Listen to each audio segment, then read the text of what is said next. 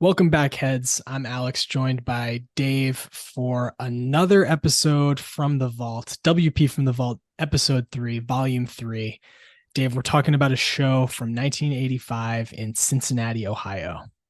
From June of 85. Summer's not over here. I know the calendar says September. I know some people, depending on where you're from or who you are ready for spooky season. Not me. I'm a big fall doesn't start till the calendar says first day of autumn, like end of September. Yep. So for me, it's still the summer. And so doing a show from summer 85 was was good. There are two reasons I wanted to talk about this show, but I'll dive into me before after you dive into you. What were your high level thoughts about this show? Well, first of all, I agree with you. It's hard to feel like fall when it still feels like summer down here in the Carolinas. It is hot down here. And everywhere, dude. I just talked to my parents. They said it was 90 degrees and sunny up in New York over the weekend. So that would be September 9th. Like that is hot for up there. Yeah, it's usually by then starting to get into those high 70s, beautiful fall days. So that is quite surprising. Yeah, it's been a steamy year. It makes me worried about what this winter is going to be like. I feel like the other shoe might hit us pretty hard. But in any case, yeah, I was just listening to this show. I listened back to it earlier today because I knew we were going to be re-releasing it. We were diving into it from the vault. And I thought this was a really fun episode. This was our first fan request. You told me that when you said that you wanted to do it, and I'll let you get into that a little bit. But I'm really glad that a fan suggested that we talk about this show because I'm not sure when we would have discovered it if not. And 85 is kind of a weird year in Grateful Dead history. I think just because it's the year preceding Jerry's diabetic coma. And so, there's a reason why there have not been very many official releases from 85. It's, a bit of an Mm. uneven year. Although if you were on the road seeing shows in 85, I think that you disagreed and you laid out a really great theory about why in this episode. So a little teaser of what's to come. Yes. So yeah, this re-release from April 26th of 2022. It's a blast from the past in a lot of ways. It's kind of funny how we're talking about prepping for the Dead and Company 2022 summer tour in that episode. So yeah, that was fun to listen to again. Yeah, the two reasons I wanted to talk about, you already hit on one of them. It was our first ever fan submission. So shout out to Devin Murphy for, I guess being with us from the very beginning and submitting it early on. And, for those newer to the program who haven't been with us from the beginning when we only did these long form episodes, like we have a plan kind of mapped out, but that doesn't mean we don't want your input and your submissions of shows that you have enjoyed. So when we tell you to get in touch with us, like please do. We genuinely do take that seriously. And then the second reason I wanted to do it, Cincinnati is kind of the home away from home of Jimmy Buffett, who just passed last week. And so it kind of felt fitting to, honor him. And I mean, it's as tangential as possible, but to still kind of give him a shout out, which we do in the episode. So stay tuned for that. Yeah, I forgot. I had completely forgotten about that. And even you and I had talked about that because you almost went to Cincinnati last week and you mentioned the Jimmy Buffett of it all. And even still, I had kind of lost track of that tidbit in my mind of like him and Riverbend and kind of his connection to this venue until I was just re-listening to this episode and was like, oh yeah, Dave told me about that last week. And now here we go. So that is kind of cool. I think it's also, you're right. It's so strange to listen to us talking about like, oh, 2022, Rolling Stone said it's going to be the last Dead and Co tour. And, maybe it Right. will be, maybe it won't be, but we're going to be excited to go to shows. And like all of the shows that we've been to since then and all that has happened in the time since then, the fact that it has been the end of Dead and Co just a year later.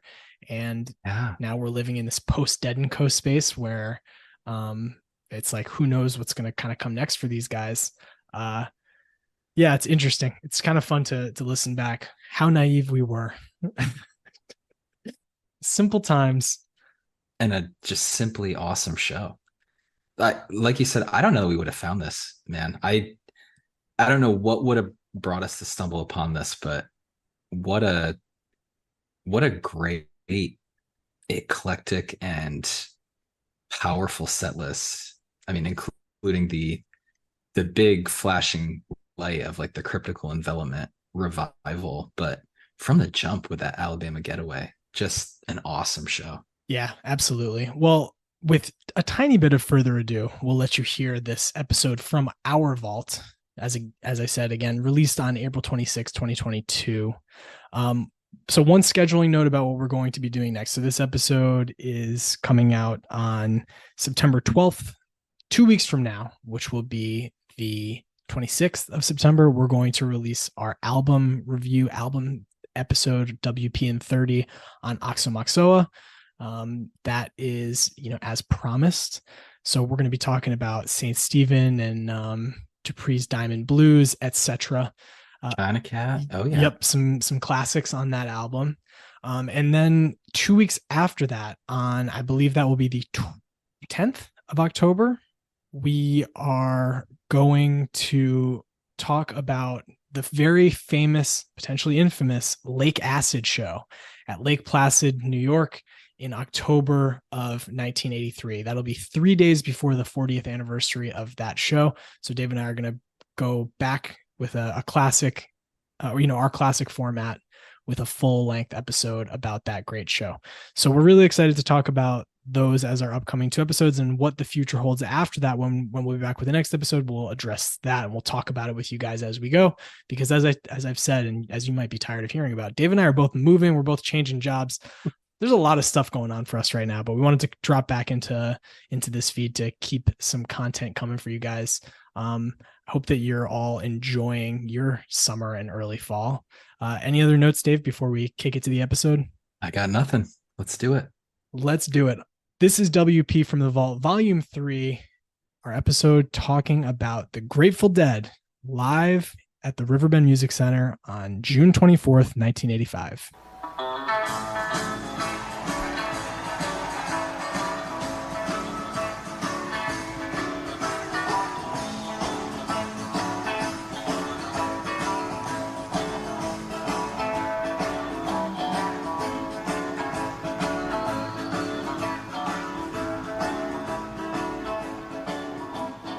Dave. Alex. We're back. On a cool little date inverse show from 6/24 coming to you on 4/26. Oh, yeah. There you go. That's true. A little bit of inside baseball. We are recording this a couple weeks early. I, on 4/26, am going to be across the pond in honor of Europe 72. No, my wife and I are taking a long overdue honeymoon, which was delayed because of COVID. And so we're traveling. So Dave and I recorded this one early so that we could get it up 2 weeks after our last episode. So yeah, here we are. As you said, Dave, this show that we're going to talk about today from 6/24/85, June 24th, at the Riverbend Music Center in Cincinnati, Ohio. This is our first dip into the 80s. We have a Brent show from the 90s, from like his, 7 months of playing in the band in the 90s. But this is our first taste of 80s Dead. And it's a whole different palette. That 90s show and this show, it's literally night and day. So I guess we should say off the rip that this show was recommended to us by Devin Murphy. Devin Murphy is at Papa Murph 76. Okay. Papa Murph 76. Well, the way that he recommended this one to us is that when we were posting about our second episode about Dave's Picks, volume 41, Devin reached out to us on Instagram and said, and I quote, "Check out 6/24/85 from Cincinnati. Interesting connection to the episode about 10/12/68. It's one of the 85 shows where Cryptical Envelopment is featured." So Devin asked, we were happy to oblige. We were already, kind of looking for shows from the 80s to intersperse. Same with shows from the 60s or shows from the 90s, because we don't want to be an exclusively 70s Dead podcast. So we got that recommendation from him, and we basically said, say no more. We'll do it. So we are happy to be talking about it. And that was kind of I guess that's a little bit of a spoiler. You've got a Cryptical coming in this show. Before I even kind of really set the stage, let's just talk about that Cryptical experience, because I know I've said this like 3 episodes in a row, but our guy Grateful Seconds is going to be on this show in like a month. And in preparing for this episode, I read a couple of great articles that he wrote about 80s Dead. And one of them was about the fact that he was actually at the show where they brought Cryptical back for the first time in, I think, 12 years. The last time that Cryptical Envelopment had been played before June of 1985 was September 23rd, 1972. And then after 12, almost 13 years, they brought it back on June 16th, 1985 at the Greek Theater. And what was interesting to me, and I'm going to be excited to talk to Grateful Seconds about this, that he lists all of these shows that he was at where they brought back a song after it had not been played in a really long time. So he was at the show that we're going to talk to him about in a couple of weeks, 6976, where they brought back St. Stephen, which had not been played for 4 years, and High Time, which hadn't been played for 5 years. He was at a show later on that same week, or maybe the next week, where they brought back Comes a Time after 3 years off. He was at a show in 81 where they brought back Me and Bobby McGee, another Big Boss Man, another The 11, all after 6+ years. He was at the show in 81 where they brought back Dark Star for the first time in 2 years. He saw them bring back Hard to Handle and In the Midnight Hour, both after 10+ years off, and Mind Left Body Jam after 8 years. So this dude, he resurrects things. Like, what is this luck? It's crazy. I was reading this article of his, and I'll put it in the show notes, but I was just like, what are the freaking chances? That's crazy. So, I mean, I don't know. I guess maybe we should try to bring him to a Dead and Company show with us this summer and see if we can get a bid you good night. Yeah. On that note, Dave, let's get into the days between. Hit it. There were days, and there were days between. All right, so the days between. It's been a while since we recorded, actually. I mean, this is the first episode we've put out in 2 weeks, after we had 4 straight weeks with an episode going live. But we had recorded those a little while ago because of our schedules. We were both traveling. I had a house guest, and so we just kind of made do with what we had. In that time, the Dead and Company Summer Tour of 2022 was announced. Tickets went on sale. Rolling Stone announced that the Dead and Company experience was ending. Everyone in Dead and Company came out and said no. And now here we are. Now we're recording. We don't really need to get into that Rolling Stone part because that's going to be kind of stale news by the time this comes out. But kind of a shared days between, you and I will be going to at least a couple shows this summer. And for me, one of them, the first one I'm going to be going to, is at the venue that we're going to be talking about today, the Riverbend Music Center in Cincinnati, Ohio. So I'm pumped. It's just so fitting and so perfect that you're going to be there on a random Wednesday in Cincinnati. It's true. Actually, on June 22nd, 2022. So almost to the day of this show. Yeah. So I'll be getting a real good sense of what people were experiencing weather-wise in Cincinnati in 1985.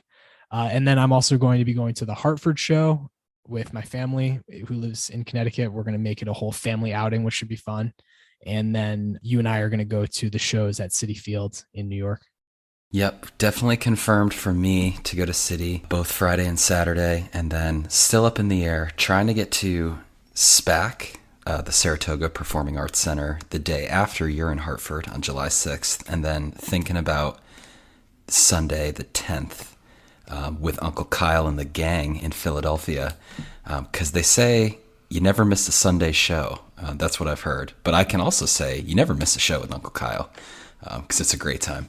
I mean, I've never been to a show with Uncle Kyle, and I even agree with that. So yeah, that's awesome. Hopefully we'll get to go to a lot. Whether or not this is the last Dead and Company tour, I mean, it really doesn't matter. I'm just excited to see them as many times as I can this summer. Same. You know, you and I also have a couple of other shows coming up. You will have been to 2 concerts, I think, before this show comes. No, you will be maybe going to a show this night, right? I'll be going this weekend. I'll be being a roadie for the first time in my life. I'll be seeing the same band in two different states on back-to-back nights. I'll see Goose in North Charleston on the 28th and Goose in Asheville, North Carolina on the 29th. That's rad. I'm excited. I'm excited though for Dead and Company this summer. I know that probably some of our listeners, maybe they haven't dove deep on Dead and Co. Maybe it's not your speed, it's not your style, but I would really recommend checking out some of the highlights from last year, from 2021. A couple just off the top of my head. Find the Morning Dew from Philly. Awesome. Find maybe the Terrapin from Red Rocks. Really the entire second set from Wrigley, the second night that they were there, which I think was 9/16/2021. They come out of space into a Help Slip Franklin, which is crazy. They open with an Althea that night. I mean, that night was awesome. And really, I mean, I feel like 2021 was the best they've ever played as a band. Yeah, absolutely. Go see them because they're a good time. Yeah. And you never know with these people when you're going to get a night or a moment of musical excellence. Yeah. But there's going to be at least one moment while you're at the show where you're like, hell yeah, I'm so glad I'm here.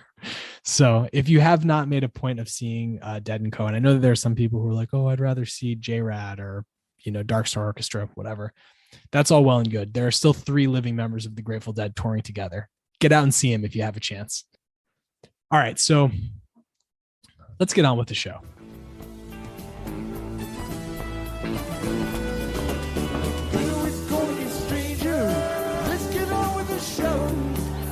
Let's go.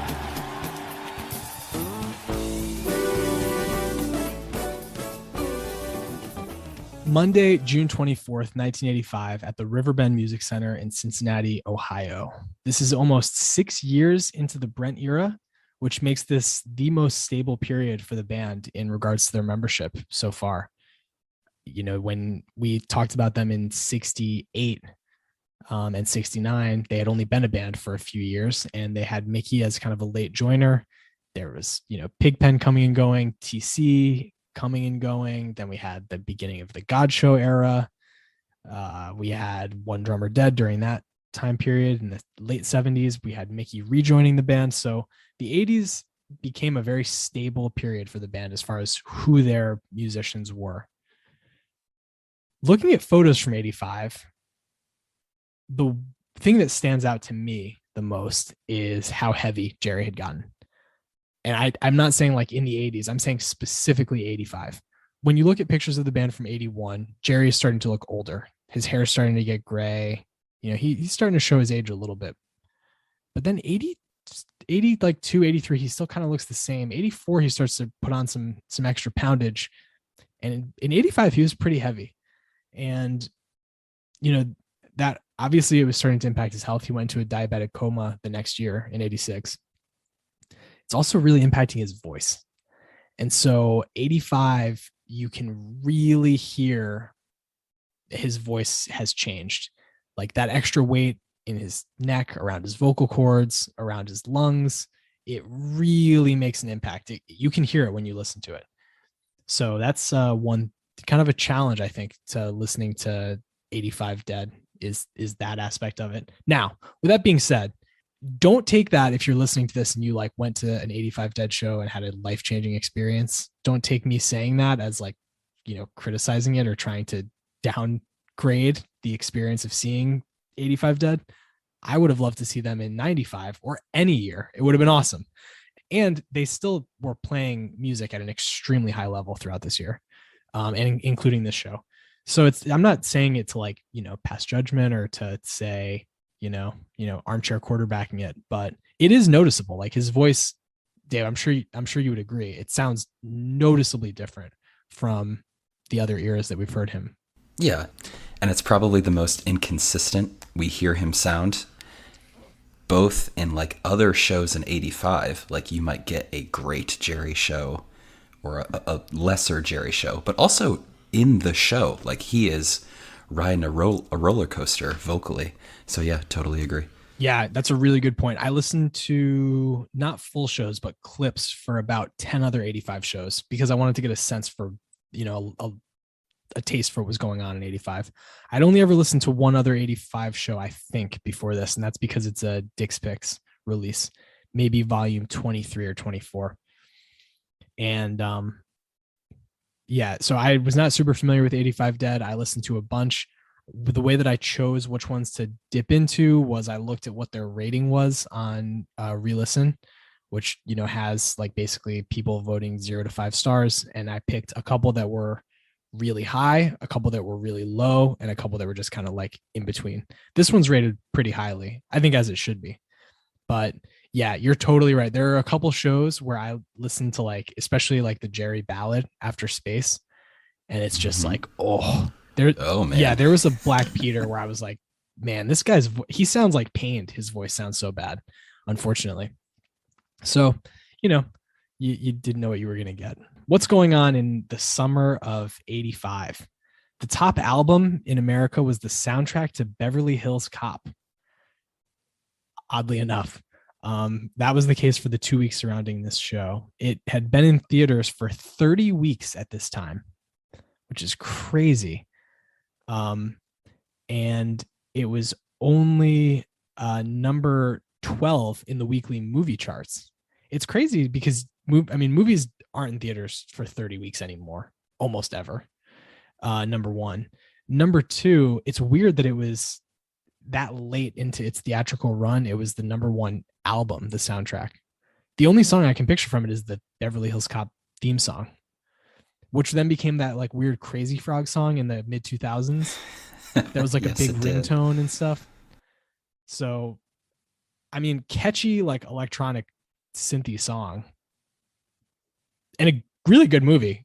I mean, good Eddie Murphy, Judge Reinhold. I don't know who else is in that movie, but I enjoy it. And Beverly Hills Cop 2. I think there's a third, but I don't remember that one. The top movie that week was Pale Rider, which had debuted the previous weekend. Number 2 was Cocoon. Number 4, I don't know why I didn't write down what number 3 is. Apparently not a movie that I knew. Number 4 was St. Elmo's Fire. This was that movie's opening weekend. Another huge soundtrack to that movie. And number 5 was The Goonies, one of my favorites. I think maybe one of the best movies of the 80s, honestly. That movie's so good. Mid-period Steven Spielberg, awesome cast, great coming of age movie. Top album of the year was Born in the USA. So that's kind of what was in the zeitgeist. I'm really surprised that wasn't the number one album at this point too, because like that just feels like such a good summer album.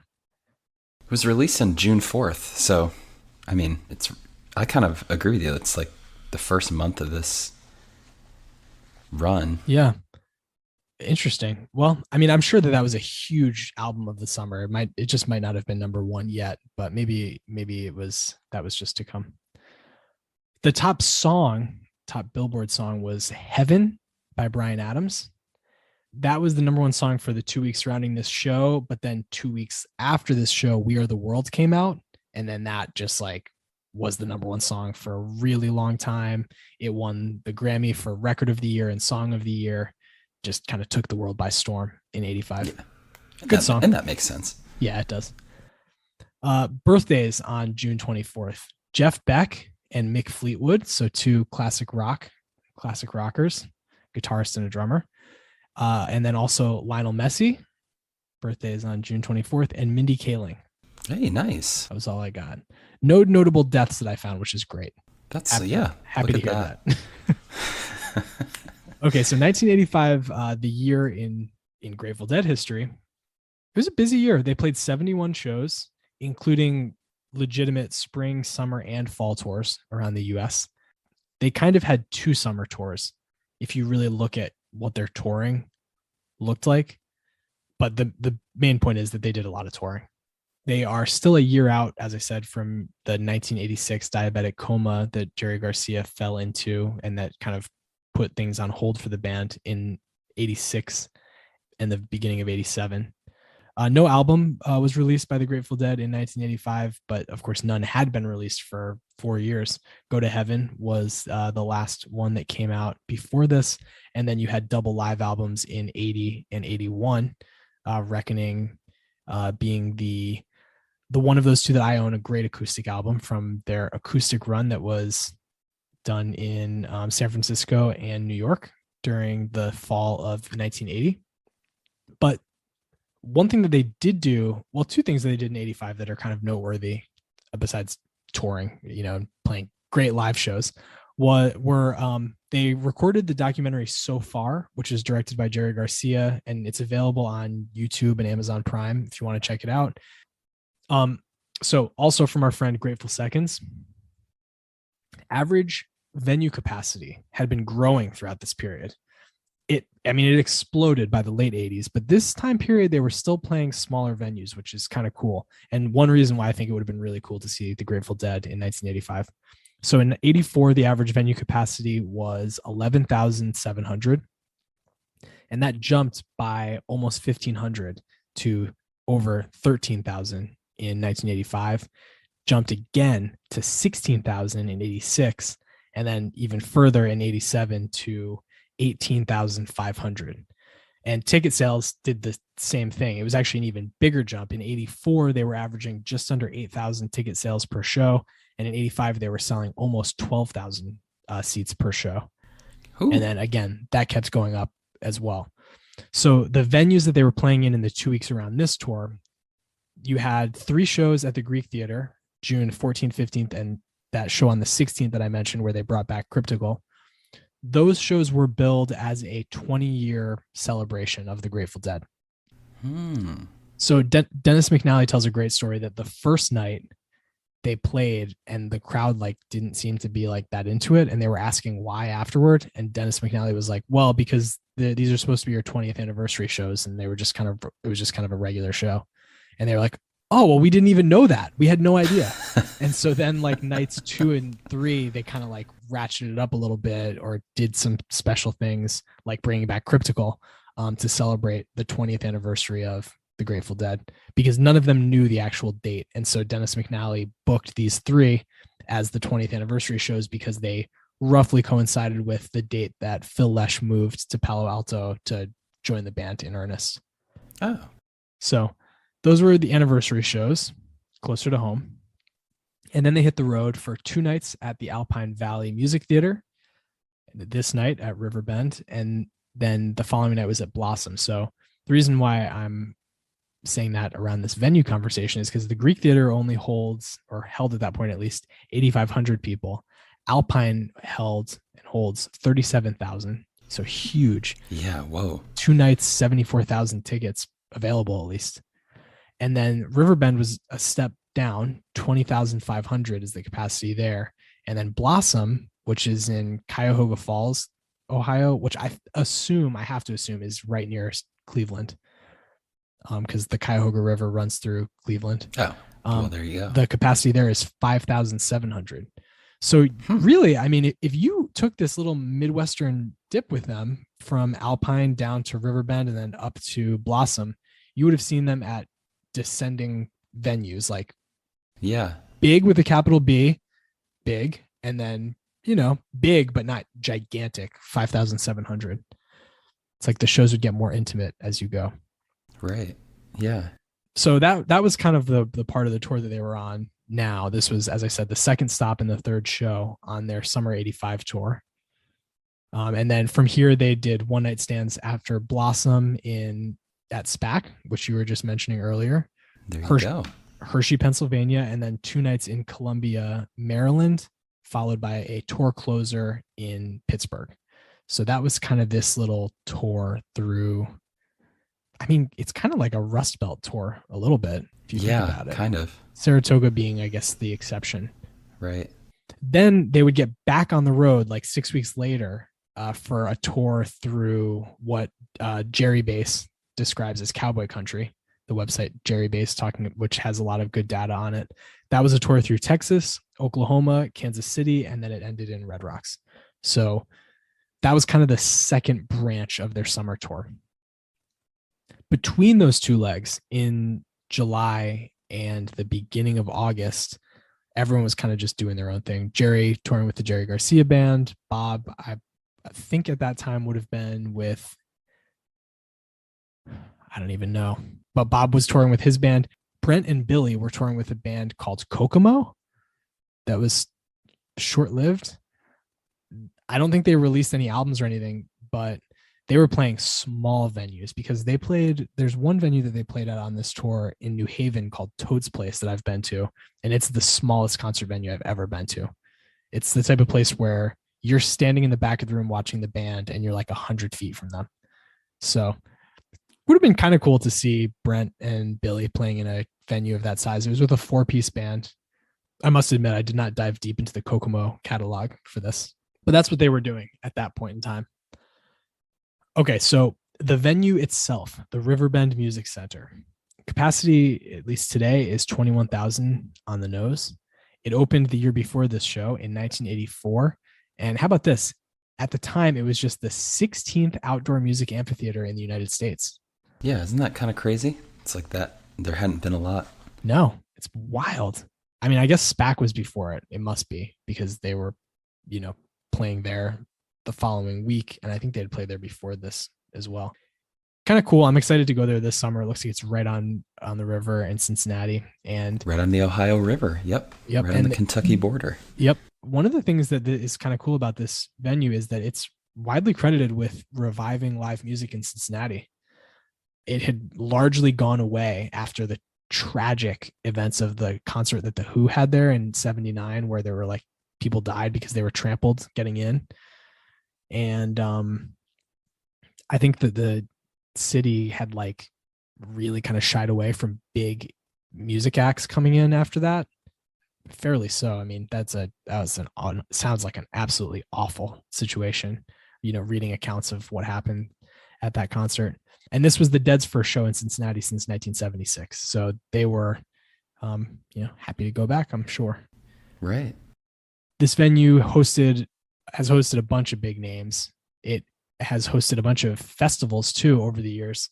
Lilith Fair, Ozfest, Warped Tour, an early Lollapalooza was there. So it's been like a big kind of festival draw, which is kind of cool. It also makes me wonder what the camping situation is going to be like when I go there this summer. I bet that if it's hosted festivals, then I bet there will be some people who are sleeping out there, which will be kind of cool. It's also oddly, seemingly the road home, the home away from home for Jimmy Buffett. Right. I was going to say, if you've like kind of heard of this venue, but you're not sure why, maybe you're a Jimmy Buffett fan because he plays there every year. And, with the not playing because of the pandemic, but he played there every year from 88 to 2019. And he also released a live album from there. So he has really made it his home away from home. The Dead played this show. They returned again in 86, but then not again afterward. Maybe not until this year, the Dead and Company revival. This show. So as we said, we picked it because Devin recommended it to us. Shout out to you, Devin. Thank you again. But this show this has been a live release, this show. It was released as part of the 30 Trips Around the Sun box set that came out in 2015, where they released one show from each of the 30 years the Dead were a live touring act. This was the selection from 1985, making it just one of 2 shows from 1985 that have been released in full by the Grateful Dead. So 85, not a year with great coverage, although a beloved year among the fans. If you look at like the comments for this, or like especially the comments on Heady Version, like every other one is like great version from an awesome tour. So people were having a blast on this tour. I have a theory why people love 85 shows. And credit to Uncle Kyle for this theory, because 85 is his favorite year of the Grateful Dead. I think a lot of people in that age bracket, like born between 1965 and 1970, are growing up and becoming, teenagers, young adults, early 20s. And so this is like very formative music. It's also, the Grateful Dead are so accessible with all their live shows. So these are maybe for some people like their first concerts or the first band they saw live. I think a lot of people in that age bracket, like born between 1965 and 1970, so born when the Dead had technically started being a band, but now old enough to appreciate them and listen to them. That's my theory, is that a lot of people like have been growing up with them and now are able as young adults to like independently go see them. So this is a theory that you came up with, influenced by Uncle Kyle telling you about his experience in '85. Yes. Great meshing then of you taking his experience and applying your own framework to it, because I think that you're really onto something. I'm reminded of another Grateful Seconds article I've read. I'm really just pumping this website up today. Yeah. But he did a poll very recently about like how old you were when you went to your first Dead show, and by far the most common age bracket was 15 to 18 years old. It was like so many on a bell curve. That's like the big part of the bell was 15 to 18 years old. And so if you think about it, people who are 15 to 18 for these shows would have been born in 67 to 70, which is like the prime ages to feel like you just missed the 60s. You know, there are probably some people who were born like my mom and dad were both born in 61.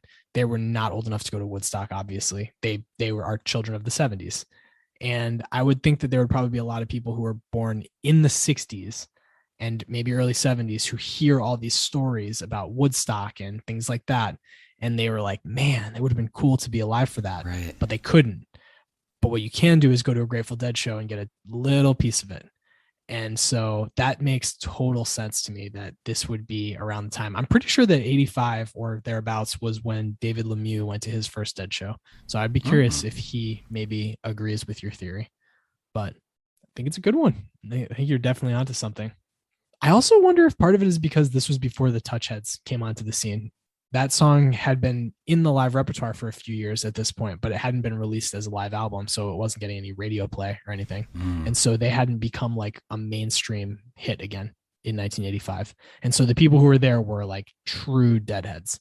You're not going unless you are. And these shows, I mean, if you read, like, if you can find or seek out newspaper articles from around this time, basically every time they go to a different city, it's like, you know, Rochester, the dead are playing at the war memorial, and the town is being invaded by deadheads. And like, that's like the general tenor of all of the articles that are out around that time, was that like the circus has come to town pretty much. Yeah.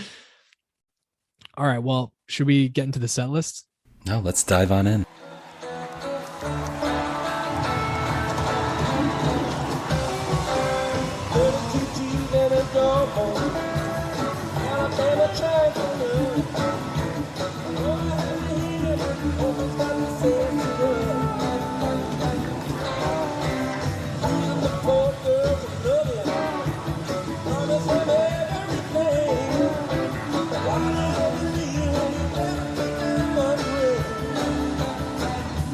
This show begins with Alabama Getaway.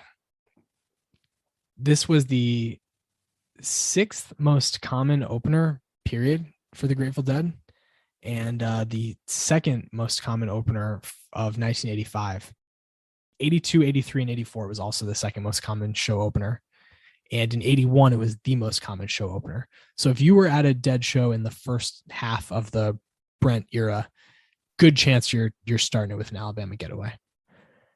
They played this song 142 times.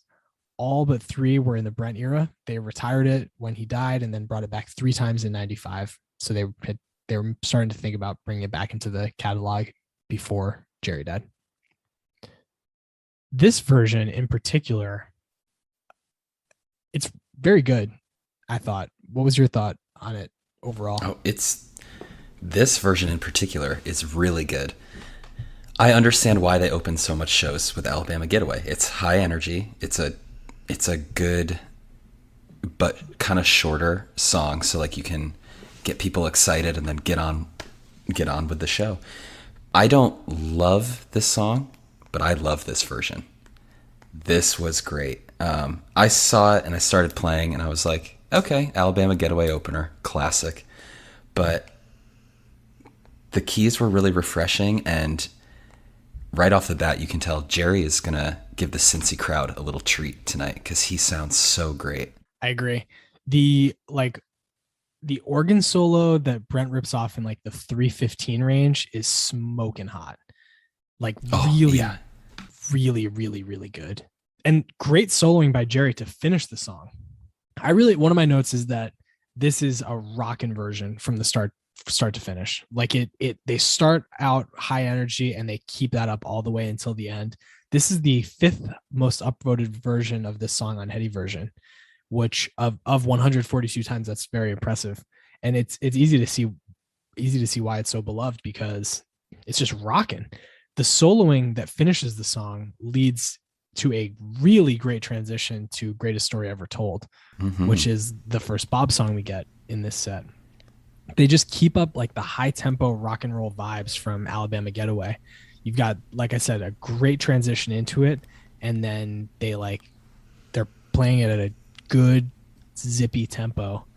I really like this 1-2 punch of, we get a high tempo Jerry song, good high tempo Bobby song, and we're off to just a rockin' start to this concert. Yeah, and the connective tissue between those two is Jerry, like you said, soloing at the end and then roaring right in to Greatest Story Ever Told.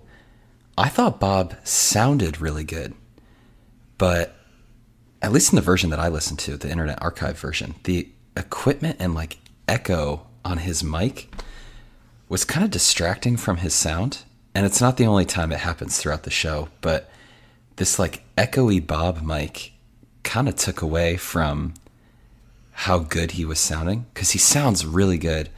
And then kind of, it would be like the last line of each verse. It would be this like wow, wow, wow, wow, wow, wow, like following every syllable that he was saying. So that took away from it for me. And maybe that's just the version I listened to, but I was like, oh, this would have been really good without that echoey mic. No, I agree with you. I almost wondered if it was on purpose. I wrote like weird echo effect because I bet you're right. I don't know. I don't think it was. It's not consistent enough for me to feel like it was on purpose, because it seems like random when it happens. And it happened to Jerry once or twice. We'll talk about it when we get into Loser, why I don't think it was on purpose, but I don't think it was Bob being like, oh, well, let me try something weird and put an echo effect on my mic. I think he started it and was probably like, oh, what's going on? Yeah, I agree. That does kind of distract a little bit when it happens in the kind of beginning, like the first third of the song. And then it happens again, I think, later on. His singing is pretty low in the mix, honestly, during the song, but his voice does sound great. His guitar is like weirdly higher in the mix than his vocals are. I mean, he's really belting it out with this song. He's like really screaming it. Yeah. Yeah, he's kind of given his heart to this song. And I agree, he does. But it sounds good. Yeah, I totally agree. I think that his voice sounds really good throughout this show. And he and Brent both do. Brent, his singing is super low in the mix. Mm-hmm. Like you can barely hear him throughout this show a lot of the time. But his voice sounds good too. The interplay between Bob, Jerry, and Brent during like I don't want to call it a solo, but it is solo-y, like the jam break that they take around like the 3-minute mark. The interplay between the three of them is great. They're like just kind of taking turns, and it just sounds excellent. So from Greatest Story, we go into They Love Each Other. So they really take the energy down. Obviously, They Love Each Other is a much softer, quieter song than the two that we just mentioned. A really nice song. I really like it. I think that it was on Time Crisis recently. They were talking about how it's very odd to hear a song about how two other people love each other. Like, not like my love for you is so great, or like you love me, whatever. But it's like this song and that one by the Beatles, She Loves You, Yeah, Yeah, Yeah. It's like, it's not even about me. This is just like these two people love each other, and that's beautiful. And so I'm going to write a song about it. And I think that is kind of cool. But yeah, this song, it is a very big change from what we just got. And it is, Jerry's really struggling vocally on this song. Like, especially in the beginning, he sounds like he's like having a hard time like catching his breath almost, but his playing is typically solid. Like it always is on this song. But yeah, I think that this is a pretty sleepy version of They Love Each Other, all told. And I don't think it also doesn't help that the bottom end of the sound is really difficult to hear on this one. Like, I don't even really know what Phil's doing on it because it's really hard to hear him. And so This No, song I is, kind of couldn't hear Phil and Bob at all yeah, on this version. But I mean, Jerry locked it down, so that was yeah, nice. yeah. But yeah, I agree with you. Not one that I would go back to though. I think that again, pretty kind of just like it just kind of I don't know how else to describe it other than sleepy. No, I wrote it was very, very average. Mm-hmm. The peak of this song for me was at the 5:30 mark. The drums were doing some good things, and Jerry was doing good things too. I've never seen this song live. I don't think you've ever seen this song live either. For some reason, I just think this would be a good song if it was like raining at the show. I don't know why. I just think it would be a good song, like if it's going to be raining when you're outside at a Dead show. This song, for some reason, I think would be nice. Fair. I could see that. I really thought that I was going to hear this. I don't remember why. I had a reason, but for some reason, the Charlotte show that I went to last year, I really felt like I was going to get this song that night. Okay. I think I remember why. A couple nights before that, they had brought it back with like the up-tempo arrangement that they played in. It might have even just been 1974, but around that time, 74, maybe 73 as well, they would play this song at a much faster pace.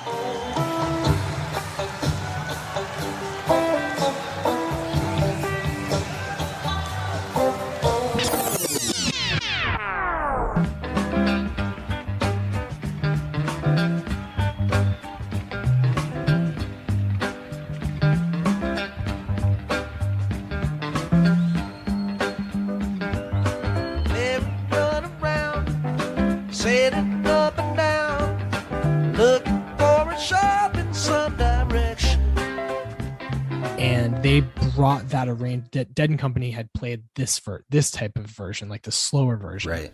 And then one of the shows in the beginning of their fall tour, they like really sped it up. And I was like, I bet they're going to do that again. And I feel like I'm going to get that in Charlotte. And they didn't, but they played it the next night in Atlanta. So I missed it by one night. I do really like that song though. And a song that you really like is next on the set list. We've got a new Minglewood Blues.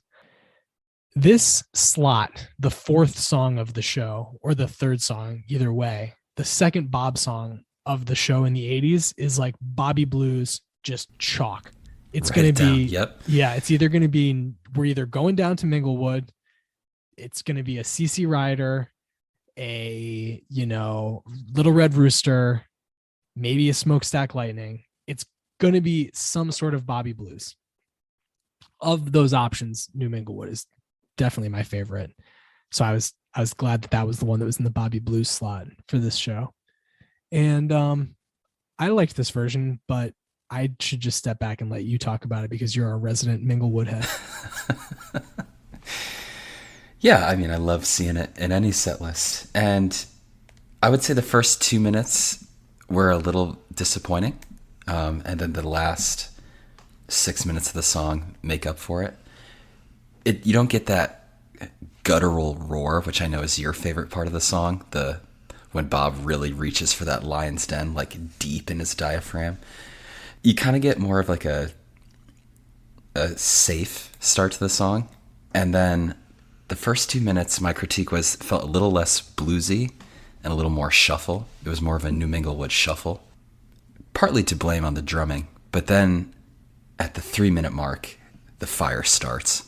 And I've always said the keys make or break this song, and Brent is punishing the keys, and it's so, so fun to listen to. The drums then like do this complete 180, and they go from kind of shuffling along to really like locking and holding it down. Bob is trying his best with the slide guitar, and we appreciate that. But then it's Jerry and Brent to the rescue at like the 5-ish minute mark. I think Bob was kind of the weak point in this New Minglewood, and everybody else kind of saved the day at the end. Liked it, didn't love it, but I always love a Minglewood. That's fair. I think that the ending is the peak of the song for me. I dig the cool feedback at the end too. And I agree. So like, if you told me, okay, I'm going to play you a Grateful Dead song and it features Bob on the slide guitar, I wouldn't be like, oh, fuck you, or like, oh, I'm gonna hate that song. Like, I am not willing to just like write him off in that talent, that's like skill set entirely. I think that he got better at it as the 80s went along. And I think that there's a song, two songs from this one where he's much better at it than he is in this song. Yes. But I didn't think that he was like distractingly bad by any means. It's just like, it just kind of like is what it is. But I agree that like the Jerry Brent interplay, especially in the back half of this song, is really good. And it's interesting, the drummer thing that you're talking about, because this is not the last time in this show where they have like a hard time in the beginning of the song for whatever reason. They have like a really hard time getting into the tempo of it. And then they get there. Right. It's like a minute and a half or 2 minutes into this one, and it's the same in the other song that I'm thinking of later on. And then it's like, oh, okay, now we're good. Like it's all good now. But like in the beginning, it's just like, guys, like tighten it up. Yeah, I don't know if they like couldn't see the set list for some reason, but yeah, that happens more than once where they're like, oh, okay, yeah, and now we've got it figured out. Yeah, odd. This is one where I wish that I could hear Phil more clearly, because I generally really like his bass playing on New Minglewood, and I couldn't hear it super clearly on this song really throughout the show. I think what you said about the like mixer on the lower end being turned down is right, because Phil doesn't stand out this entire show, and I would bet money it's not because Phil was playing poorly. It's just because he wasn't like mixed in correctly. I agree. And this is actually a good time to get into a quick correction corner from the last show. Thank you to Zach Cropper for correcting me on this. In the last show, I referred to the Europe 72 CDs basically that are available on Spotify as soundboards. And Zach messaged me and said, get the vernacular straight. Basically, those are multi-track recordings. And so he provided a very concise little primer that I can read to our audience in case you don't know the difference between the two. So a multi-track means each input is being recorded to its own track, which obviously allows for greater flexibility when mixing, Zach tells us. It also means there are separate recording mics, not the ones for the room. A second mic on the bass drum is a dead giveaway that a show is being recorded. This leads to a much better sound quality, more vibrant, etc. Whereas a soundboard is simply a copy of whatever's being fed into the mixing desk to the PA, and will often function like a mirror image of the sound in the room. For example, if the arena is really boomy or the sound system is massive, the mix in the PA will be lighter on the bass, so the soundboard will sound thin in the bass when the bass actually sounded huge at the show. That's why he's a doctor, Cropper, and you and I are just bums trying this out. Yeah, that's true. But that's also probably why we can't hear Phil, because this is an outdoor venue. Yeah. Like they've got the sound system is massive because they've got to reach the people at the back of the lawn.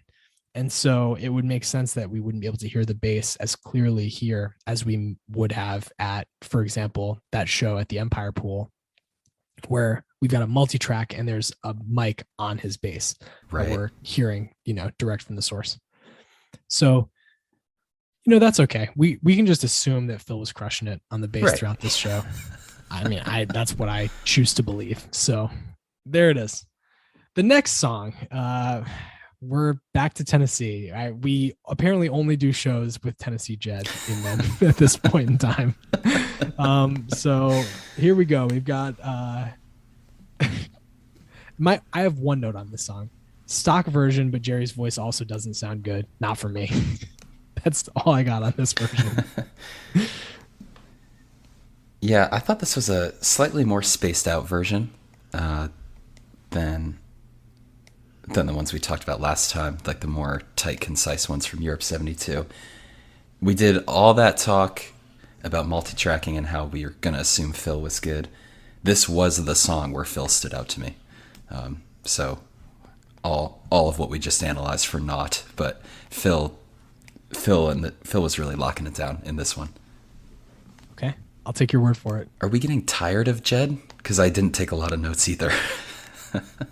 Well, I mean, I think this is literally the fourth straight show that we've gone back to Tennessee. Yeah. I will say I did think about when this song started, that Zach said in our bonus episode that like the very first lyric is like super evocative to him. Like he hears it and it feels like he's transported. I did think about that. Yeah. Which is still cool, but yeah, not for me.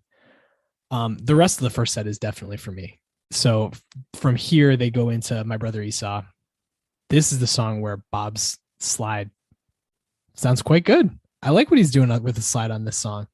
I really like the intro segment. This is like the inverse of what we were just talking about, where the drummers are in lockstep for the beginning of this song. Bob has this kind of cool lick that he's working on with the slide. And this is another one, though, where we get the echo effect on Bob's vocals, unfortunately. Yeah, the echo was, again, kind of a distraction from how good he sounded.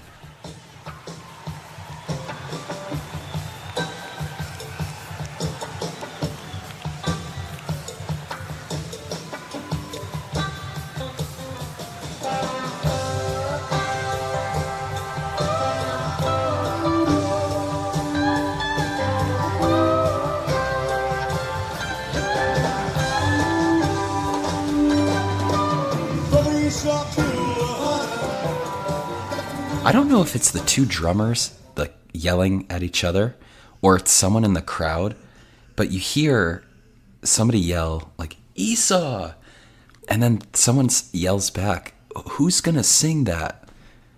And I don't know if the drummers were like they were like making sure they knew what was next, or someone in the crowd was just like predicting in the front row like, "Oh, I think they're going into this," and their friend was like, "Oh, who's gonna do that one?" But that's what I heard. And then my notes from the song were a warm invitation from the keys, cowbell opens the door, and then Jerry sucks you in with some good playing. Yeah, Jerry's playing sounds great on this song.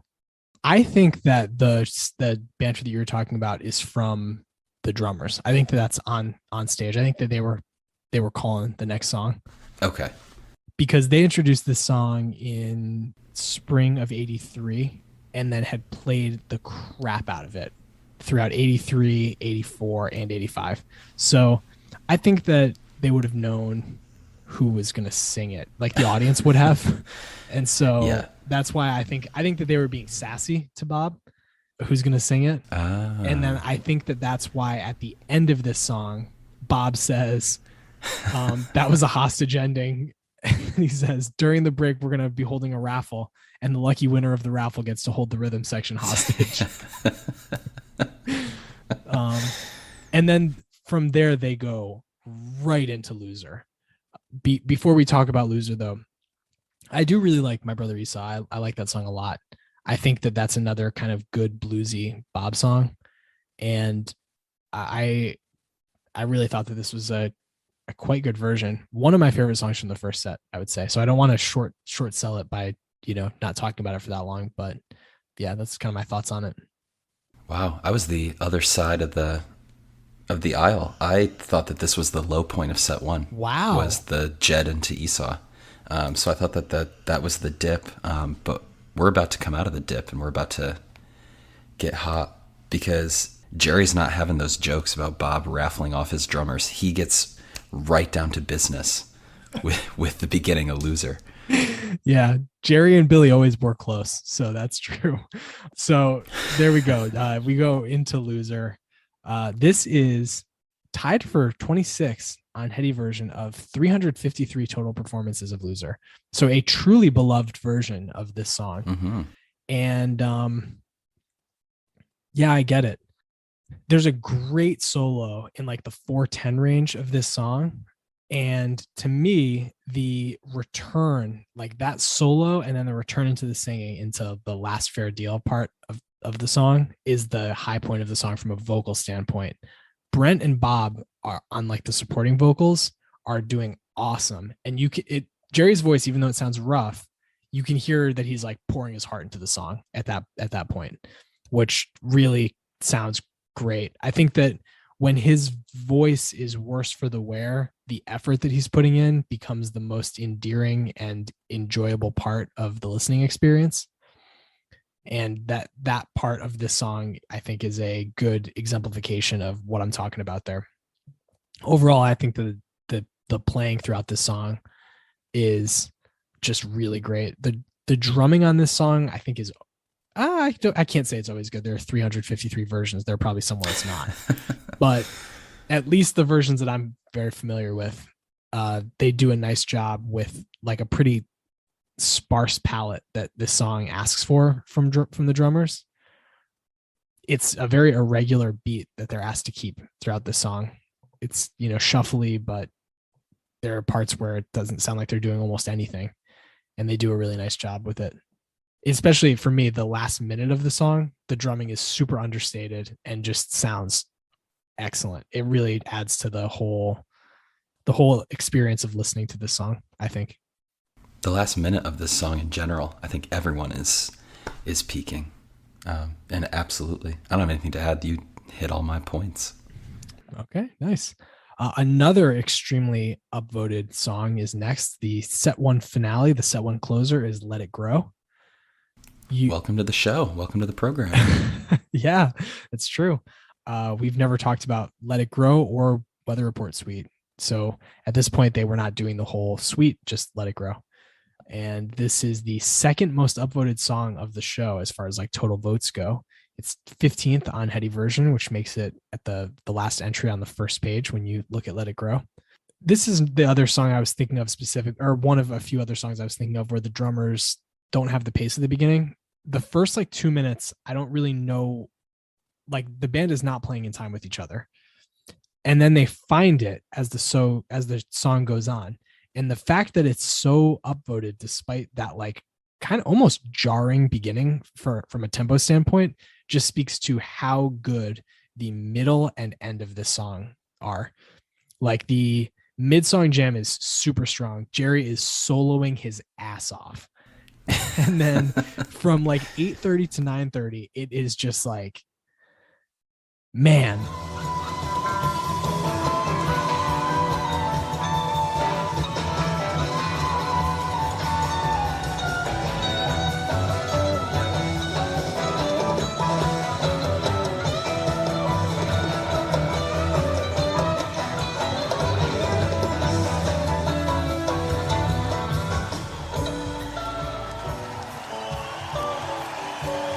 It's so strong.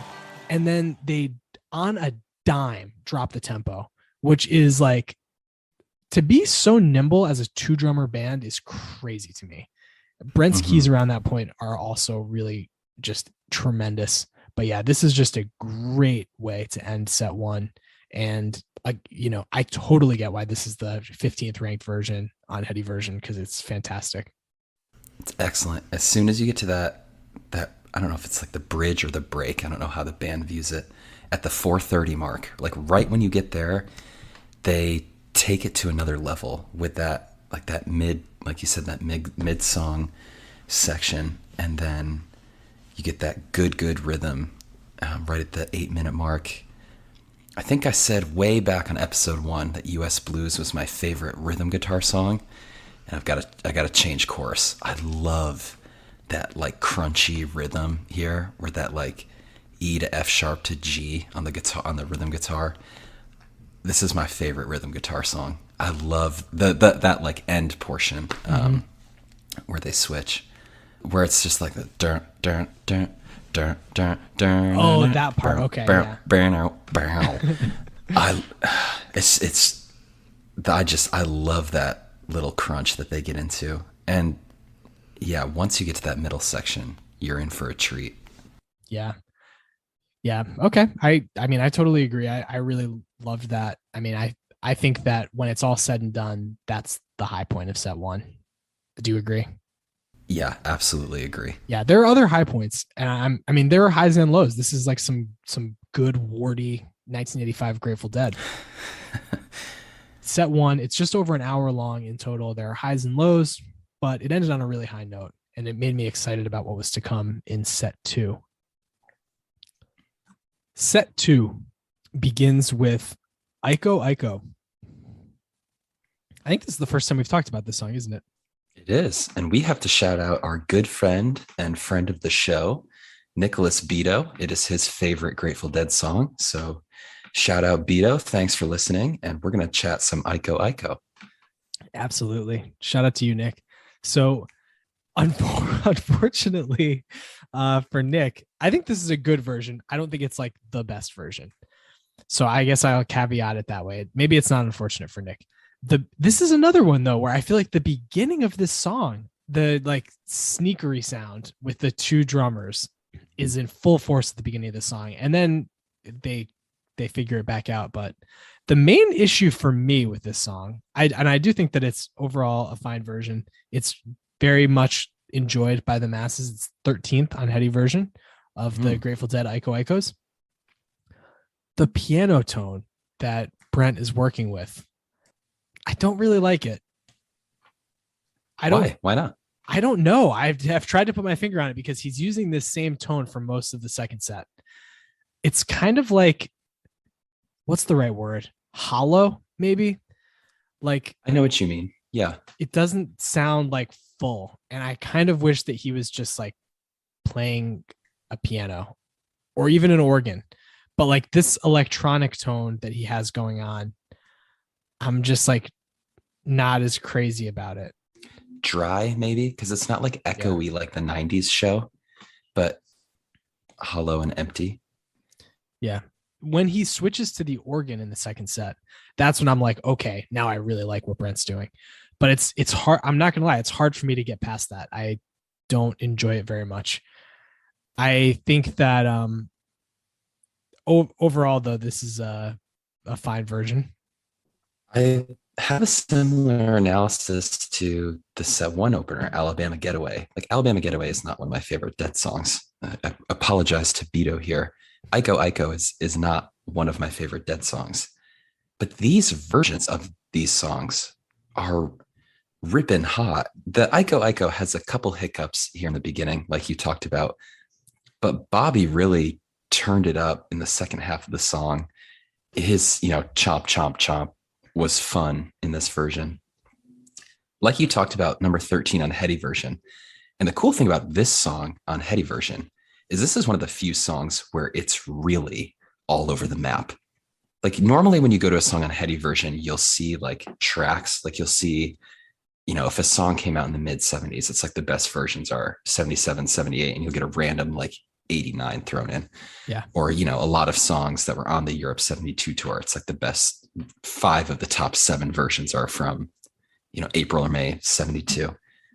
With Ico Ico, it's like truly random which are the considered the best versions of this song. And I think this song is properly rated as on that front page in that top 15. I do agree. I think it's cool that what you're saying about the Heady version response. The song specifically I'm thinking of is Eyes of the World, because like I think all of the top 10 versions of Eyes are from 74, or it might even be more than that. But like that year and that song are almost like inexorably intertwined. I also think that what the comparison you made to set one is interesting because the second song in set two, it follows kind of a similar pattern to set one as well, because you have Ico and then it goes into Samson and Delilah, which is another up-tempo Bobby song. And so you kind of have the same thing, 2 hot songs to start set one, 2 hot songs to start set two. And Samson and Delilah is actually the most upvoted song of this show on Heady version. It is the number 6 version of Samson on Heady version of over 350 times played. And I see why. I mean, I don't think that this is as good as the one that we heard on our first episode from February 5th, 1978. Right. I do think that it is an extremely good version of Samson and Delilah. Jerry's playing is on fire this entire song. He does not relent. And especially go like the 6-minute range, his soloing is just gnarly.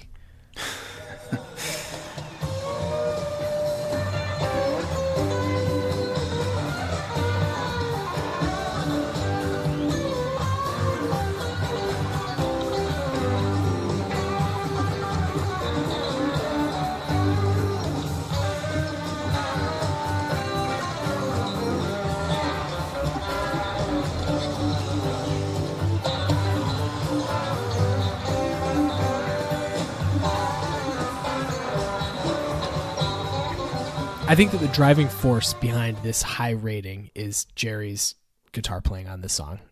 I think it's great, and Bob is, singing his heart out, and it's just a good version, really, from beginning to end. Yeah, and don't leave Brent out of there. Brent is like battling Jerry for just pure awesomeness in the beginning, like who's going to be doing it better. And then I think it's Brent in the backing vocal on the chorus, like really giving it his all on the end of the chorus for some backing vocals, and it sounds really good. There's a little fuzz on Jerry's guitar that we hadn't heard in this show up to this point, and it sounds really nice. This was my song. You talked about it in Esau. This was my song where I thought Slide Bob sounded the best.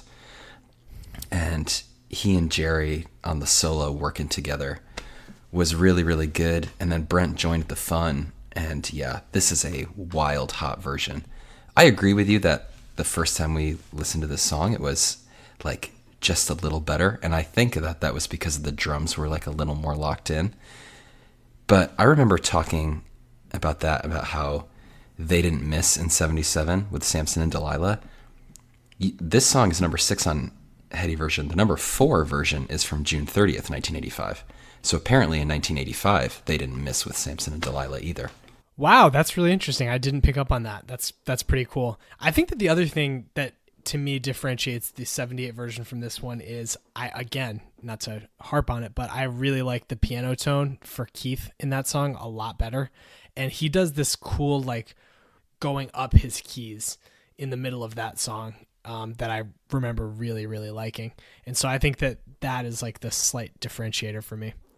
But both great versions and a great continuation of this beginning into set 2.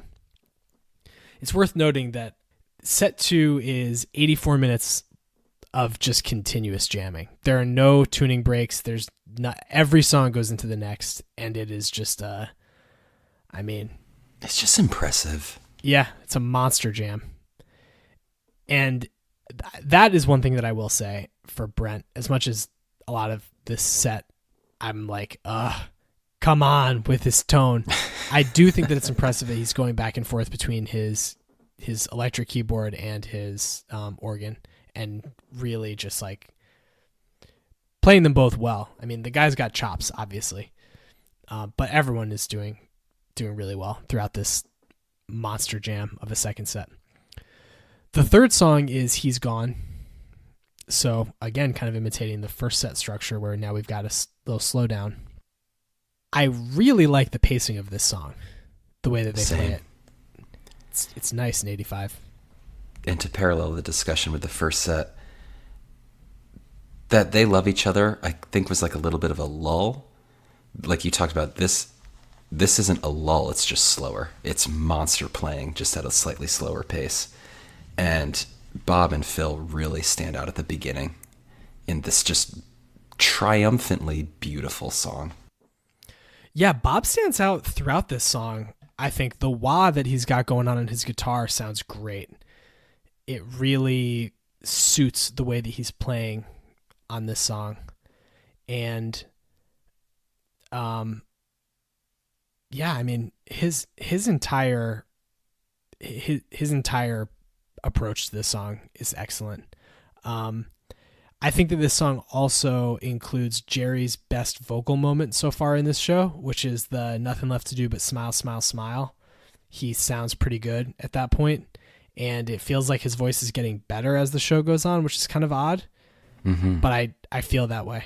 I noted that too, and you've made this point before about how 80s and 90s era Jerry gives back what the crowd gives to him. And so right before that is the Steal Your Face Right Off Your Head line, where the crowd just roars and they're loving it. So then he gives it back with that Nothing Left to Do But Smile, Smile, Smile.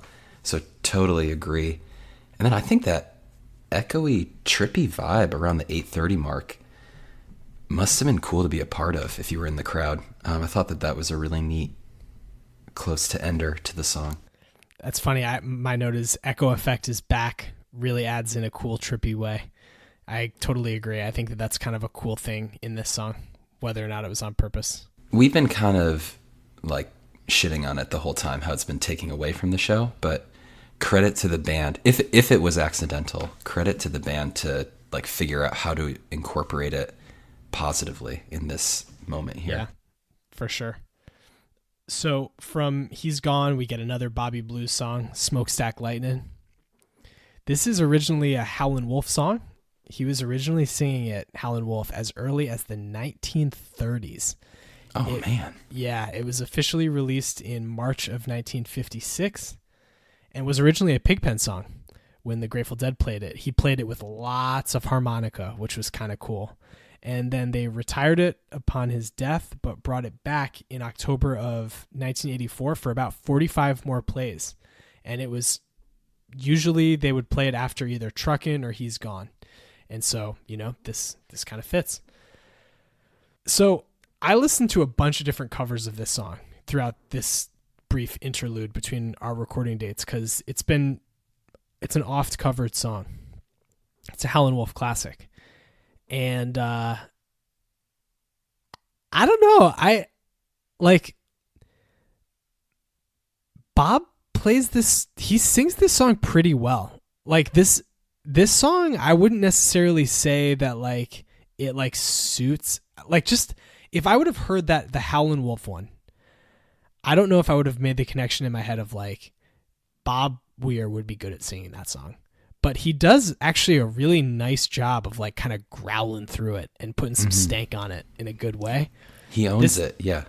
He totally does. And so, like I said, he played it 45 times as the lead singer after they brought it back in 84. This is I believe the number one upvoted one of Bob's performances on Heady version.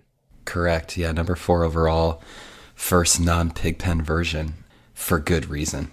This was a roaring hot Smokestack Lightning.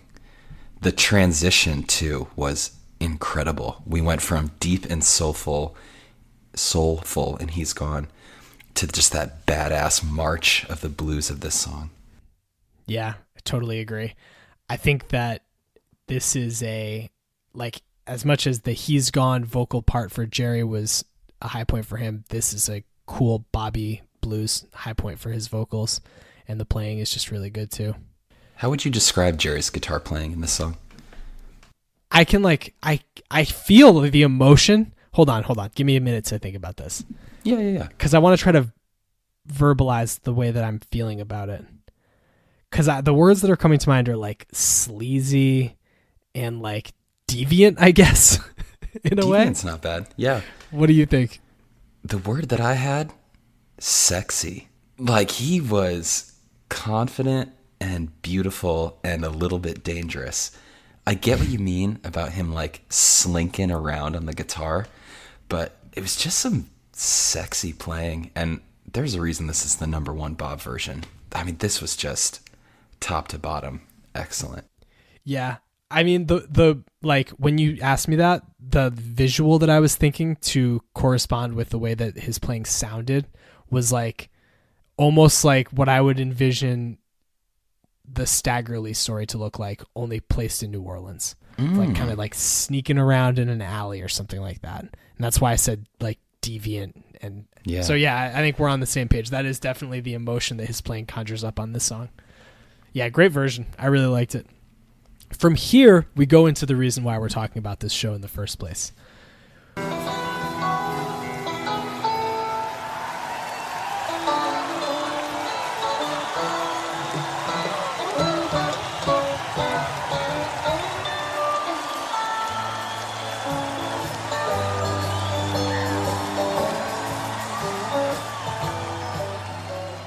We've got a Cryptical Envelopment. So, unfortunately, you can really hear the breathlessness in Jerry singing during this song. He's like having a hard time, like really like singing it. And again, I think that comes down to the weight that he had gained in the mid 80s. With that being said, I really don't even care. It's still just super cool to hear this song come up again. It is super cool. I think the crowd is surprised. Like they don't really start cheering until the 14-second mark. Like, after maybe they thought Jerry was just like noodling around a little bit, and then they're like, oh wait, shit, and this is Cryptical, and then they really get into it. It stands in stark contrast to the St. Stephen return, where literally 2 notes in, there's an explosion of a cheer. And we'll have to talk to David from Grateful Seconds about the difference 8 days earlier when they brought this back to the vibe in the audience when they brought back St. Stephen, because it did seem more explosive, the crowd reaction to that one, than this one. I get it was the second time they had played it, and so maybe there were some people who knew that they had brought it back at the Greek Theater and they were not as wowed by it.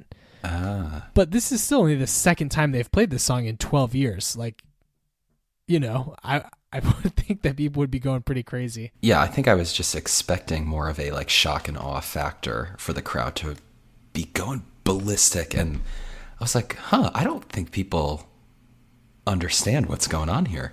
They played the song 276 times as a band, but almost all of them were in the Pigpen era. Right. They played it 5 times in the summer of 85. This was the second of the 5. As I said, the first was that 6/16/85 show. And, you know, it's a short, tidy little Cryptical, as they were most of the time. But it's more cool to hear it than anything, I think. Yeah, it's so cool. My one critique of this song is kind of the same critique we've been pumping out on Billy and Mickey. Like, did they not get the memo that they were playing Cryptical? Like, they are not in sync with one another. And this is only, I mean, the Crypticals are short. They do bifurcate them. Right. This is only 2 minutes long, and for the first 90 seconds, they're out of sync. And it's like, guys, there's not much left. They, I guess, salvage it at the end, but... Think about this, though. So that story that I told about Dennis McNally having to tell them that they were playing for their 20th anniversary, and then they're like, oh, okay, I guess we'll come up with something then for those second shows. It might have been like, you know what would be interesting? What if we brought back Cryptical Envelopment? And then, like, everyone had to remember how to play it that day, even, you know? Yeah. And so now they're 8 days removed. They decide they're going to try it again, but maybe they don't remember it that well. They've played a lot of different songs in the meantime. That's for damn sure. But in any case, yeah, I think the drumming and Jerry's vocals are the stumbling blocks. But I don't think that either of those overrides my positive feelings about this song just because I'm so happy to hear it again. Same. Yeah. So from here, from Cryptical, they go into drums and space. I like this drum space. I think I like this drum space better than the 90 drum space that we talked about. For sure. The first 3 minutes, it sounds like fireworks. These guys are exploding on the drum set, and it sounds really cool. I'm a big fan of that opening section. It's almost like marching band-esque. I think it's because of the super strong snare presence. And I really, really liked what Billy was doing on the snare until it gets, I would say dark, but we've been to a dark drum space with that 90s show. So it gets slightly shaded around the 4:15 mark with the toms and cowbell. Yeah, the cowbell, when that comes in, that's when I started to identify it as like the midsection of drums, because Mickey starts playing that, and it sounds really good, but then I think that is like a clear transition from that beginning strong like snare forward playing that we're getting in the beginning. And then the end section is just like pretty much like an extended space lead in with I think it's just Mickey drumming at that point. It's very psychedelic and a pretty cool entree into space, which is then a trippy space. There's howling sounds, laughing sounds, whistling, jungle sounds. Yeah, and some light guitar teasing of the other one, which is interesting because then they don't go into the other one. Right. What did you think about space? Any notes on that?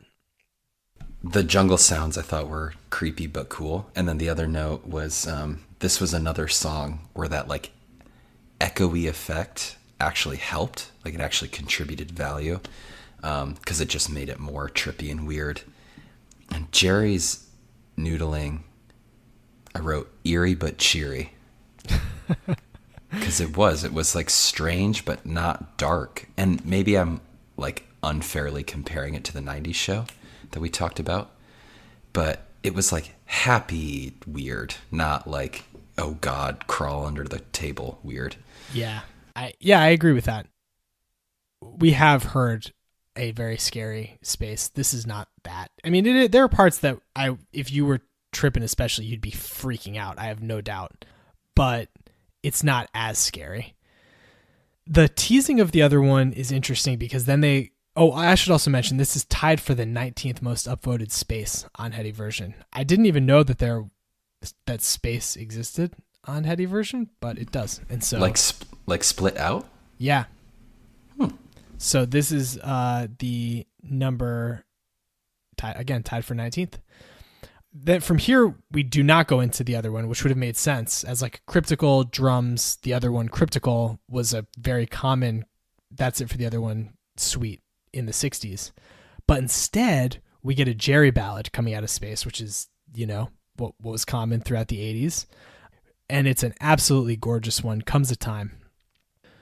This song was played 67 times between 1971 and 1995, and this was only the second time that they had played it after a little break that they took between 1980 and 1985. I think that this song suits Jerry's voice. My note is, this song suits Jerry's voice, or I'm just getting used to it as we go, but this ain't bad. I think that this might be the best that his voice has sounded. I mean, I was just going to say, I'm going to do you one better, and I think it actually sounds beautiful with how it works here. And I think this was the best his voice had sounded in the show. Yeah. Probably my favorite song of this era is Stella Blue. I like the way that it sounds when he has like a more grizzled, wizened voice. And this song, it makes sense that I really love that, which is a Jerry ballad that usually comes after Space. And that then I would also quite like this song. But I mean, his voice sounds good, but his voice pales in comparison to what I can only describe as an absolutely timeless guitar solo that he rips off at about the 3-minute mark.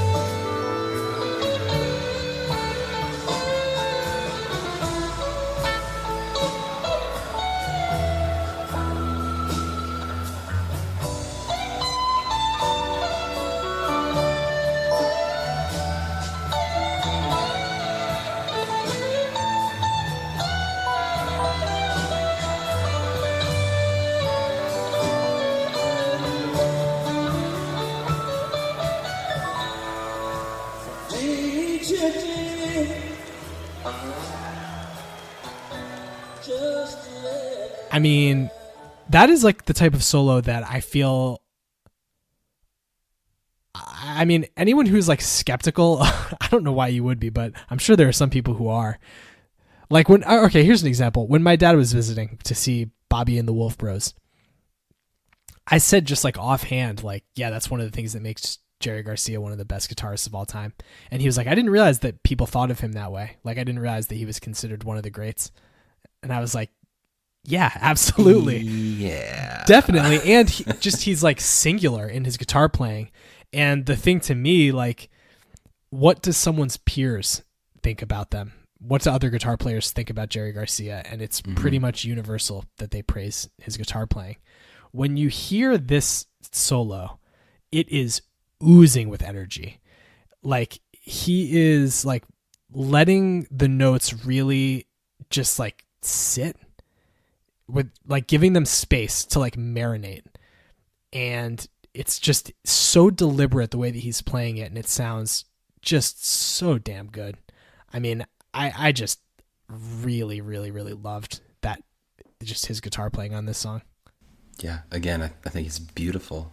I think we'd be remiss if we didn't mention, because we didn't we haven't talked about him a lot in the show for reasons we've already talked about, but Phil stood out to me here with a calm but firm presence, like supporting Jerry through his opus in this show. Yeah, agreed. I mean, everyone, it kind of is like they're all in a supporting function on this song, but they all play their roles perfectly well. So from Comes a Time, we have that one song break before the tease of the other one in space pays off, and we get the other one right afterward. Now, the other one, it's cool to hear it sounded good in the mid-'80s, and it does sound very good. It is just in such a different place than the last episode that we talked about it from 1972, when it was this monster, 19-minute jam split up across between, or on either side rather, of an El Paso. Here it's like 4 minutes long. It's very short. Yeah, 4 or 5 minutes. Yeah, it goes from being like the focal point, the payoff in set 2 to kind of a supporting character. Yeah. Which is tough, but it's not different. Isn't always bad, and No. This is not bad. I agree. Looking at other set lists from 85 as I was listening to more of this year for this show, it seems like this comes after Space a lot and serves the same function. It's like a 4-minute, like, cool musical moment. I wonder if the fact that drums in Space now are a dedicated part of the set by the 80s leads to like less of a need for the other one to be that big anchor point in the second set jam that it was in the early 70s. Probably. So from there you go, as it should, back to Cryptical. Close out the That's It for the Other One suite with the second part of Cryptical Envelopment. My only note here is 2 words long. Love it. It's just cool. I'm just glad to have it. That's good. Brent in particular stood out to me in this second part of Cryptical. But yeah, a nice sweet little melody to transition us into a beautiful melody of Wharf Rat. Yep. This is it's just a super poignant song, and it feels even more poignant at this point in the Dead's history. I feel like this is another song that's better for Jerry's voice than a lot of the songs that came before it. It just works. And this is actually a song where I think that Brent's keys, his tone on the keys really works. There are moments in this song where I feel like each of the musicians has like their part is my favorite. At the very end of the song, Bob's rhythm guitar is great. Very standout work from him. Around like the 6:15 mark, Jerry is going into like, I wrote down guitar theatrics. Like he's like going for it around that point, and he's killing it. And Brent a little bit before that sounds really good. Phil throughout, Wharf Rat, because it's kind of a bass heavy song, he's just holding it down the whole time. And the same goes for the drummers. I didn't really make any notes about them, but that could be a good thing or a bad thing, I think it's a good thing overall with this show. What I noted about the drumming was that they weren't trying to do too much, which was good. So to that point, like they were not trying to overshadow Jerry and overshadow, this big ballad. They were just holding down what they could, and that complemented this really, really nicely. Yeah. Not that was ever their MO, No. Right. Yeah. But they give these like little flourishes a couple times in the first 3 or 4 minutes where it was like, oh, that was nice, but it wasn't like a big strong snare roll. It was just like a little like a, and then just a nice little flourish that really paired well with what was going on. Yeah. And what I noted was the Fly Away portion of the song stood out just brilliantly. That portion in this version was so tight. Yeah. Yeah, I agree. That's that's when Bob's rhythm was really standing out to me during that part of the song. Yeah, that's probably why. Yeah. Yeah. So from here, we go into two very high energy songs to end the second set. You've got Around and Around into Good Lovin'. So that's the end of the second set, which again, as we said, continuous jam the whole way. It's not like there's a break after War Fret and then we go into those. We're right into it. Around and Around, Brent switches to the organ, which I think sounds really good on that song. And overall, I think it's just kind of a fine showing for Around and Around. I didn't have a ton of notes. It's fine. The organ solo at the end is the standout here. But yeah, other than that, nothing special. Yeah. I mean, Around and Around, they played a ton over the years. And so it's kind of hard, I think, for me to distinguish among like many versions of it. Good Lovin', you could probably say the same for, but I think that this actually sets itself apart. I think this is a pretty good Lovin'. As far as like, this is another song that was a Pigpen song and then became a Bob song. And the drumming is great. So there in the beginning, there's just great drumming. There's like a bongo and a cowbell. There's a lot going on with the drum sound, but it sounds great.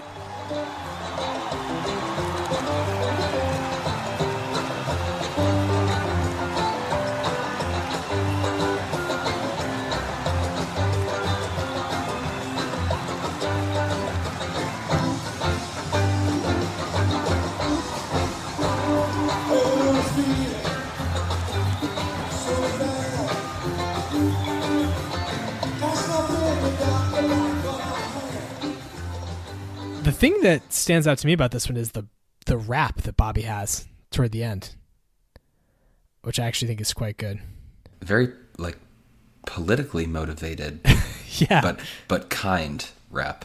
Yes, I agree.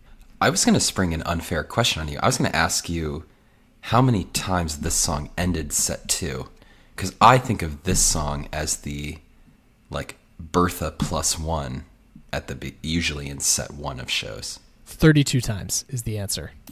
Whew, he's got it quick. Well, because I thought the same thing, and so I looked it up. This song was played 533 times by the Dead, and it was only a set closer 32 times. So you're right, not a common set closer. Additionally, though, it's funny that you say that, Dave, because Around and Around was the lead-in 74 times, which was tied for the most common lead-in with Bertha. Bertha, there it is. Nice. So that makes about a third, right, of the 533, 148 were either Bertha or Around and Around. So okay, about a quarter. Yeah, a little somewhere between a quarter and a third. So pretty common that you'd get Around and Around or Bertha leading it in, but not common that it would happen at the end of set 2 like this. I do think that the rap at the end of set 2, like having that at the very end of the concert, was kind of cool. Yeah, I mean, just a good Lovin'. It's interesting because the Good Lovin's throughout Europe 72, when Pigpen is on in that tour, are like phenomenal. And right now we're in the middle of Europe 72, so both of us are listening to a lot of that music. And so it does stand out a little bit just because it's so different. But that's not a bad thing. It's just kind of different and cool. Yeah, like I said earlier, different isn't always bad. No. It's neat. The encore is something that's just not different in any way. It's US Blues, an absolute chalk encore. And I mean, frankly, just a good, not great version. I wish Brent was singing more than he is on this song. I like his supporting vocals on this song, and he's not really doing much. I do like his organ sound on it quite a bit. And I think there's a lot of great work by the Rhythm Devils on this song. Billy and Mickey are doing, absolutely. They're doing really well. And Phil also is doing some cool stuff. I mean, he usually is. This is a good song for Phil because he can have that kind of heavy bass that's in the backdrop of Jerry's soloing. But I actually think that Jerry's soloing is not super great. Doesn't stand out really on this song. It's just a fine encore, but really not one that like captures your imagination in the way that other encores or even versions of this song do. Yeah, I totally agree. The 2:45 mark, band kind of figures it out a little bit, gets into a good bluesy jam. But yeah, other than that, just kind of average. Yeah. All right, Dave.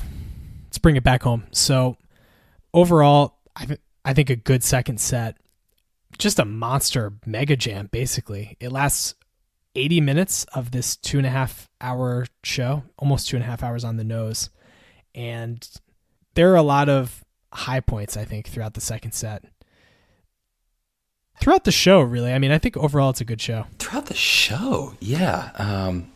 I agree with you on there are a couple more high points in the second set than the first, but the first had the peaks were high. The Alabama Getaway and the Let It Grow were high points. I loved this 85 show. And the more I listened to it, the more and more I found to take away to like it. There are 2 reviews of this show that I want to read to you. Okay. Because I think there are some divisive points about 1985. So we'll start with the bad review. Okay. We'll start with the 1-star review. 1 star is just rude. Someone gave it 1 star. Yeah. So, well, I don't want to throw him or her under the bus. Yeah, but make it an anonymous review. Okay, an anonymous review for a 1-star review. Serious candidate for worst dead show of all time. This is the most pitiful dead show I've ever heard in my entire life. This person should get out more and listen to. This person needs to listen to more shows from 85. Honestly. Okay, continue. I just want to make sure I'm getting this right. Did they call it pitiful? Yes, this is the most pitiful dead show I've ever heard in my entire life. And the only reason I'm here is because it was actually selected as the 30 Trips show for 1985. Hilarious! This is the best of what 85 has to offer? The Cryptical gives me nightmares.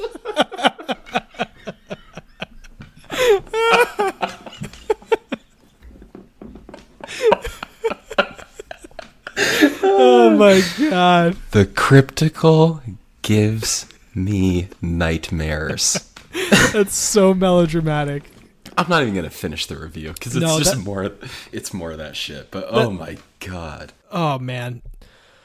Oh man. Well, hey, listen. No one ever said that Deadheads were an unopinionated bunch. Right. Fair. So let's hear the good one now.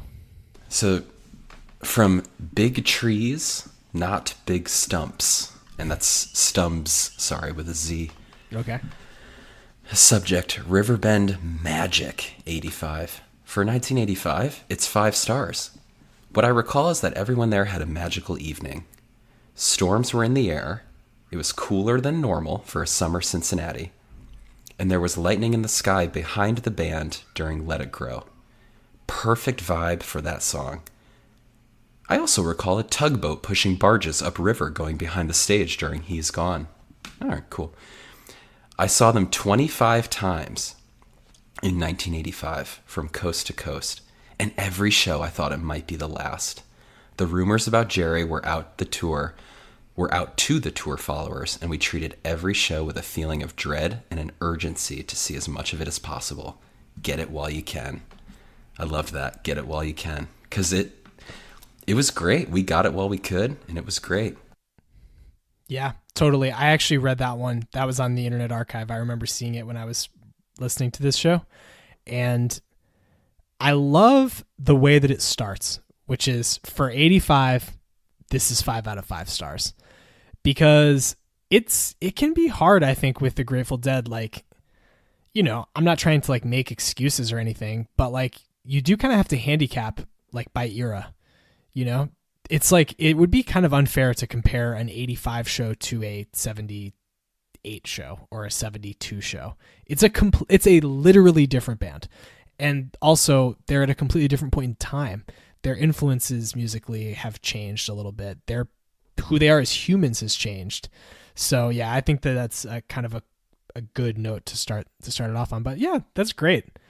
It's interesting to hear what the heads were saying. I don't think the Cryptical will give me nightmares. At least it hasn't so far.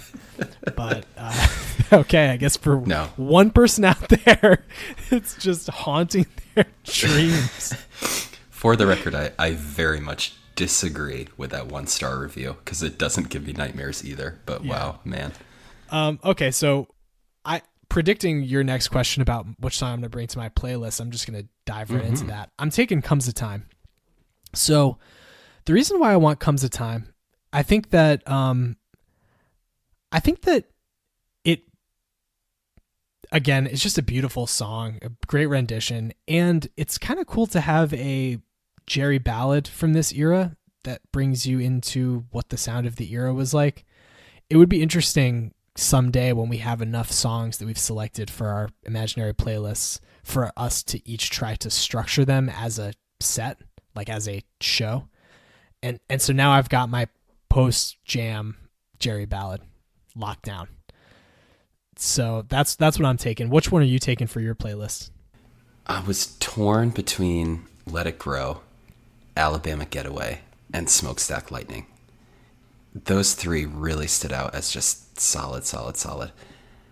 And I think kind of for the same reason as you, like if we're going to structure this in some way, the just chalk show opener of Alabama Getaway. This is a fantastic Alabama Getaway. Let's get it out of the way. Let's put that as the show opener in this, imaginary structured playlist and on to the next one. So I'm taking that Alabama Getaway to start it off. It's really good, folks. Nice. I like it. I think that's a good selection. I think all three of the songs you identified were really good ones, and ones that I were kind of floating around in my mind while I was thinking about which song I wanted from this playlist. It pained me to not take that Smokestack Lightning because it's so good. It is a really good one. Okay, so last couple notes for us before we sign off.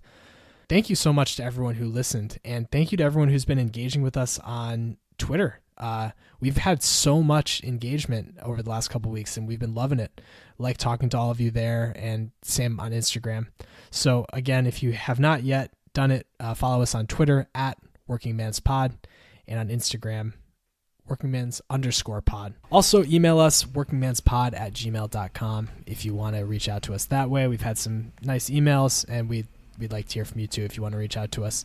Devin Murphy, thank you again for putting us onto the show. We had a great time listening to it and talking about it. And I think that's it. Dave, anything else from you? No. On that note, we will bid you good night. And I'll bid you good night. Good night. Good night. And I'll bid you good night. Good night. Good night. And I'll bid you good night. Good night. Good night.